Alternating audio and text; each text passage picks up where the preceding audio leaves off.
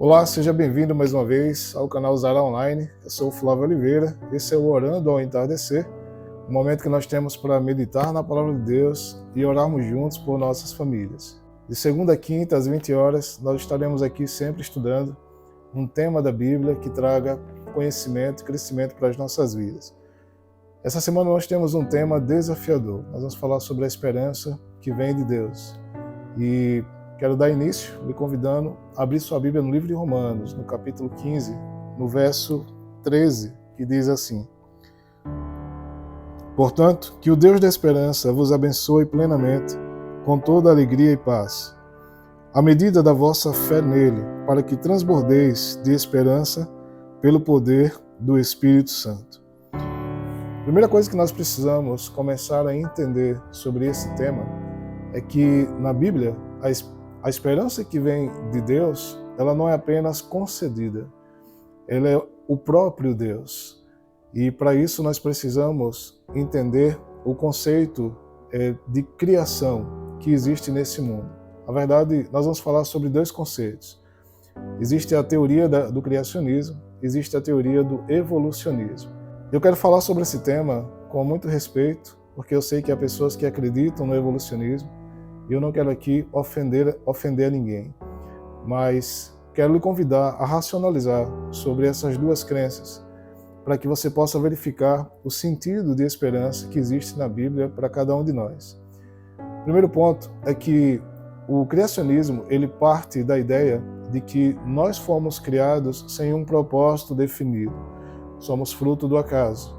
A teoria do Big Bang, ela diz que em algum momento houve uma explosão cósmica, e que a partir dessa explosão, nós tivemos no início, então, um processo químico, processo que envolve forças da física, uma matemática extremamente complexa, capaz de gerar o primeiro ser vivo.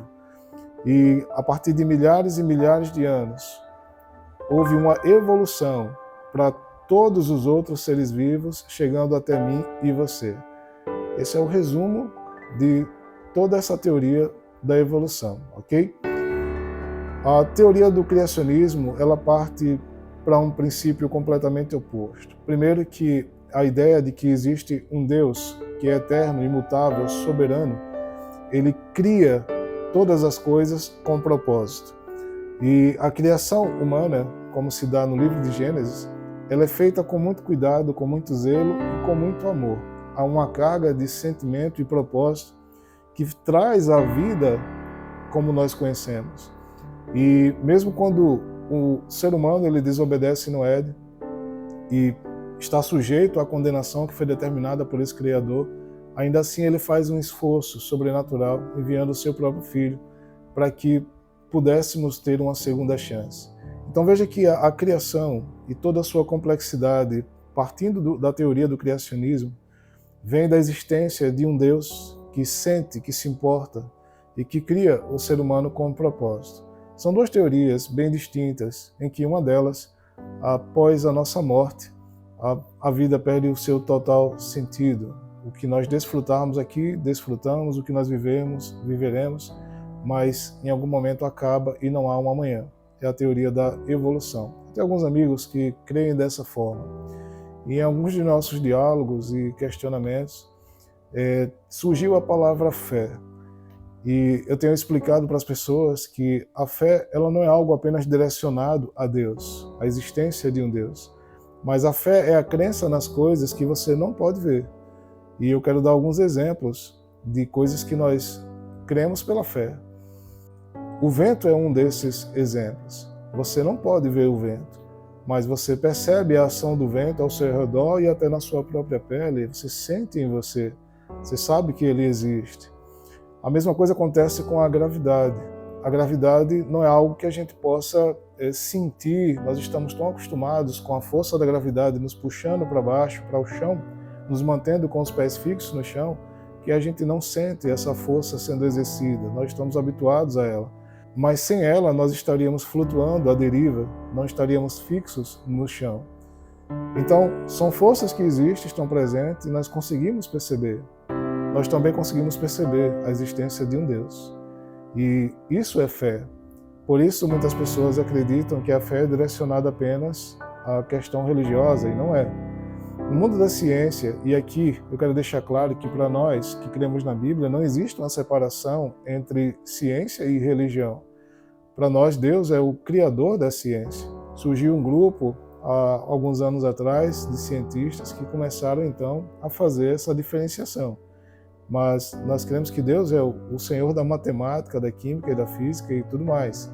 Segundo a crença de muitos cientistas, existe uma divisão, mas a ciência, para ser ciência, ela requer comprovação. E existem algumas teorias, como a teoria da evolução, que não se pode comprovar.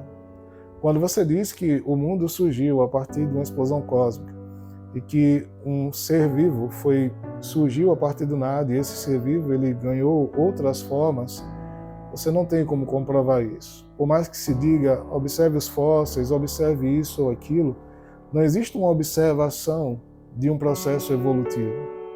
Existe um processo de diferenciação das espécies, e isso é algo diferente. Então você encontra vários tipos de animais que fazem parte de um mesmo grupo de espécies. Isso é diferente.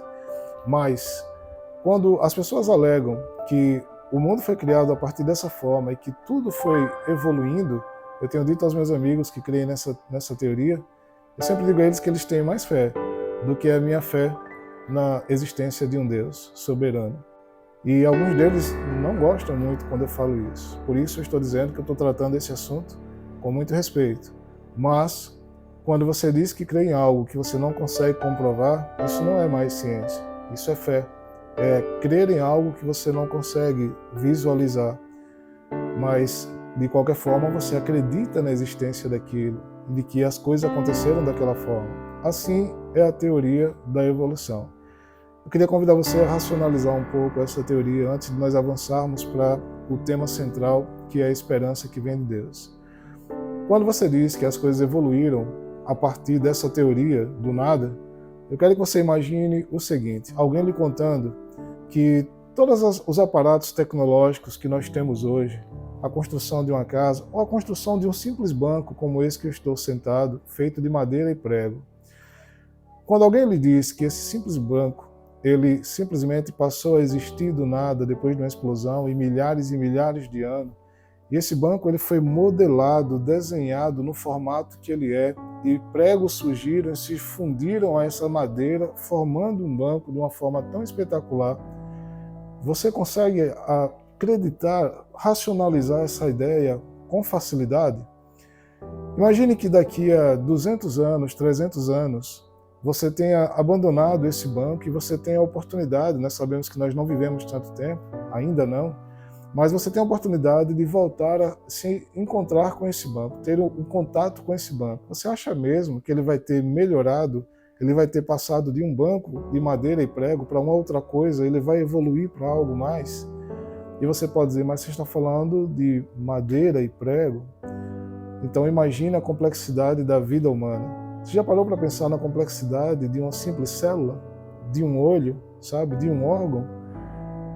Por isso nós, que cremos que existe um Deus que pensou e planejou todas essas coisas, e muitos homens da ciência pensam dessa forma também, nós cremos que esse Deus que se importa conosco a ponto de pensar em cada detalhe da existência humana, que fez tudo com racionalidade, esse é o mesmo Deus que nos oferece recomeços, esperança para continuar. Você entende a diferença?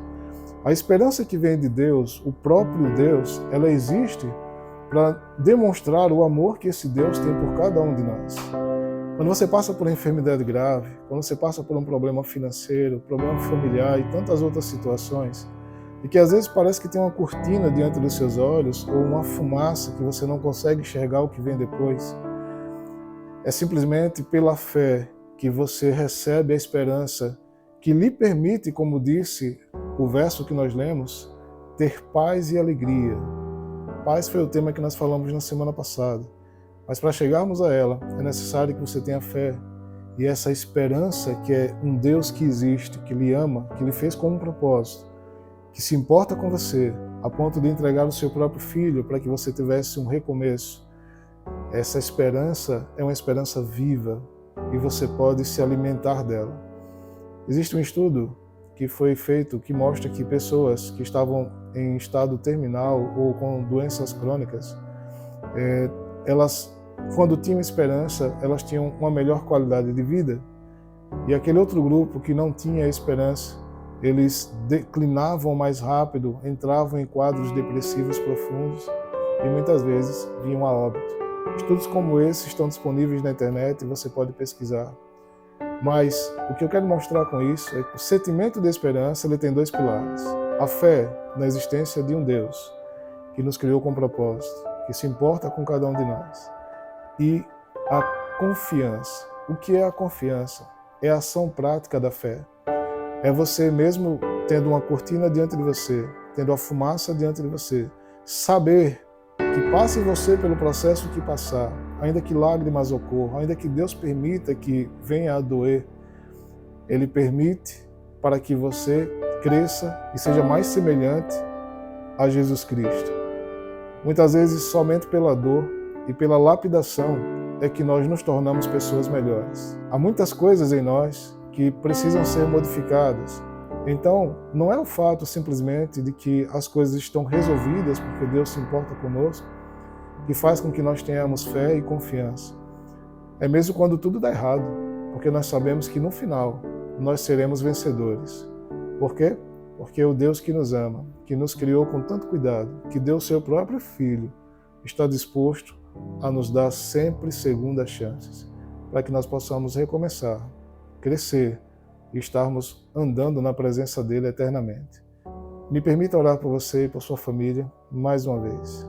Santo Deus e eterno Pai, louvamos o teu nome e agradecemos por tantas dádivas que o Senhor nos concede. Obrigado porque o Senhor fez o ser humano com um propósito e nunca nos abandonou.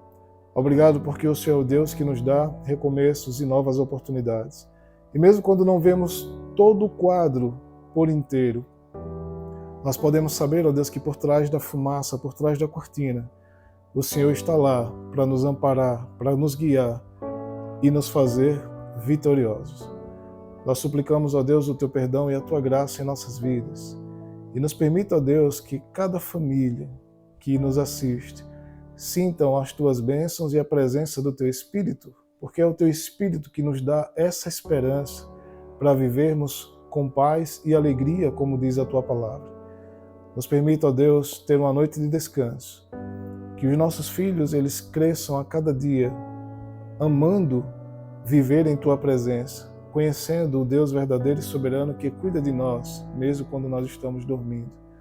E que se o Senhor não voltar hoje, nessa noite, que nós possamos despertar pela manhã com saúde e sob a direção do teu Santo Espírito para viver mais um dia enquanto aguardamos a tua volta. Nós imploramos o teu perdão e o teu favor, em nome do teu Filho Jesus Cristo. Amém. Que Deus lhe dê uma noite de paz e que você possa estar conosco amanhã para estudar um pouco mais sobre esse tema tão maravilhoso. Que a esperança viva esteja no seu coração. Que Deus abençoe. Shalom, shalom.